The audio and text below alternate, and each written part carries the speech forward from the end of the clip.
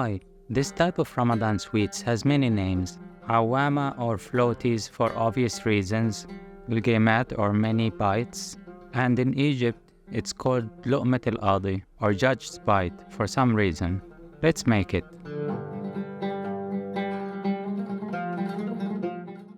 Dough is pretty simple. Flour, cornstarch, baking powder, baking soda, sugar, salt, and dried yeast. Exact ingredients as usual are on the screen and on Veganism website. Mix these well, then add 300 milliliters of warm water and mix it really well with tiny hands to bring it together. I recommend giving it a hug while mixing to make things easier. Now cover it with dogs and leave it for about an hour. Meanwhile, I'll make the sugar syrup. There are many toppings for Awama, but this is the original one. 1 cup of sugar, 1 cup of water, and a squeeze of lemon.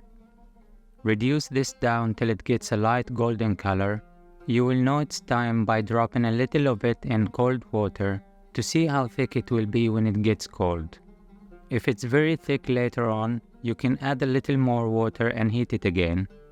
I took this off the heat and I used the hot pot to melt some chocolate to use it as topping. I added a spoon of oil to the chocolate to make it runny.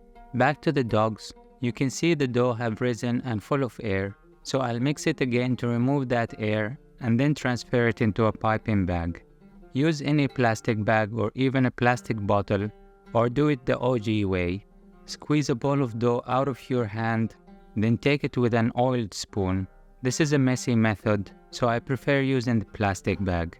You need lots of oil to fry this dough because it will puff up. So I'm using a small saucepan to reduce the oil I'm using. Once the oil is hot, I'll cut the edge of the piping bag and drop equal pieces of dough in the oil by cutting them with scissors. Oil in the scissors will stop the dough from sticking to it. This is the most annoying part really, because you want the end result to have a unified shape and size, but it's not that easy to control, especially if you cut a piece of the bag instead of the dough. Nevertheless, once the dough pops up, you need to keep moving them to fry all sides equally.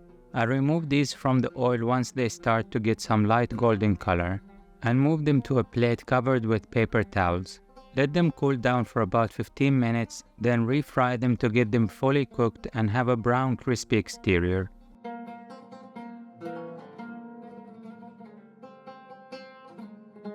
Once you finish frying the whole amount of dough, it will be time basically to do the refrying. These are enough for about 6 people or 1, depending on the amount of self-control you possess. I'll roll some of these Awama balls in the syrup we made, then fish them out. Some will be treated with a chocolate bath, chocolate drizzle, powdered sugar shower, or toss them around in sugar and cinnamon. Try this recipe and let me know which one is your favorite topping. Mine is the original sugar syrup. That's it for today's video. See you in the next one, and Ramadan Kareem.